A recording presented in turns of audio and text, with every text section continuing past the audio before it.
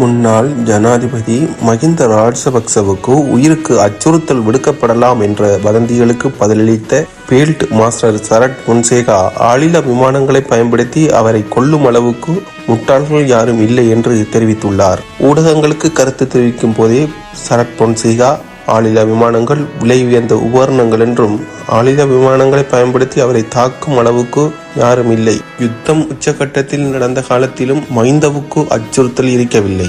விடுதலை புலிகள் ஒருபோதும் அவரை கொல்ல முயற்சிக்கவில்லை. 2010ஆம் ஆண்டு தேர்தல் வெற்றியின் பின்னர் மஹிந்தவினால் எனது இராணுவ பாதுகாப்பு எவ்வாறு முற்றாக விலக்கிக் கொள்ளப்பட்டது என்பதை நான் நினைவு கூற விரும்புகிறேன். அப்போது நான் அச்சுறுத்தலுக்கு உள்ளாகவில்லையா என்று கேள்வி எழுப்பியுள்ளார்.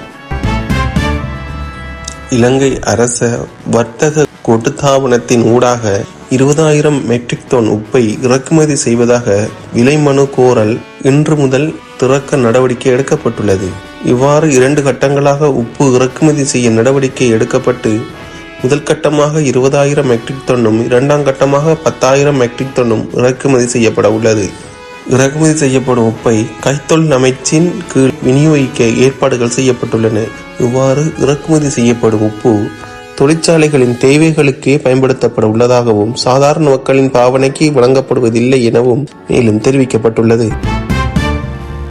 இலங்கை விமானப்படையின் உழைப்பு மற்றும் பங்களிப்புடன் கதிர்காம ஆலயத்தின் நிதி அனுசரணையுடனும் புற்றுநோயினால் பாதிக்கப்பட்டுள்ள குழந்தைகளுக்கான எலும்பு மச்சை மற்றும் இரத்த அணுக்கள் மாற்று சிகிச்சை பிரிவு மகரகம அபேஷா வைத்தியசாலையில் நேற்று திறந்து வைக்கப்பட்டது. புற்றுநோயால் பாதிக்கப்பட்ட குழந்தைகளுக்காக அரசு மருத்துவமனையில் கட்டப்பட்ட முதல் மற்றும் ஒரே எலும்பு மச்சை மற்றும் இரத்த அணுக்கள் மாற்று சிகிச்சை பிரிவு இதுவாகும்.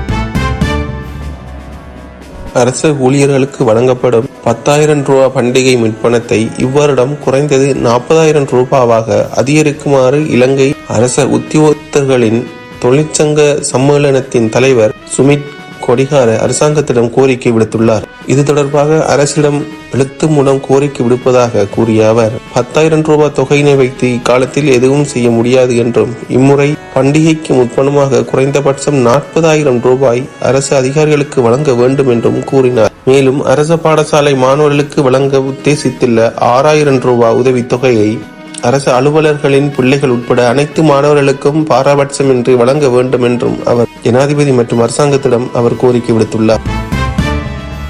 சிறுநீரக நோயாளர்களுக்கு வழங்கப்படும் கொடுப்பனவை நிறுத்தி வைப்பதற்கு நடவடிக்கை எடுக்கப்படுவதாக வெளிவந்த செய்தி போலியானது எனவும் சிறுநீரக நோயாளர்களுக்கு வழங்கப்படும் கொடுப்பனவு 10,000 ரூபாயாக அதிகரிக்கப்படும் எனவும் கிராம அபிவிருத்தி, சமூக பாதுகாப்பு மற்றும் சமூக வலுவூட்டல் அமைச்சு தெரிவித்துள்ளது.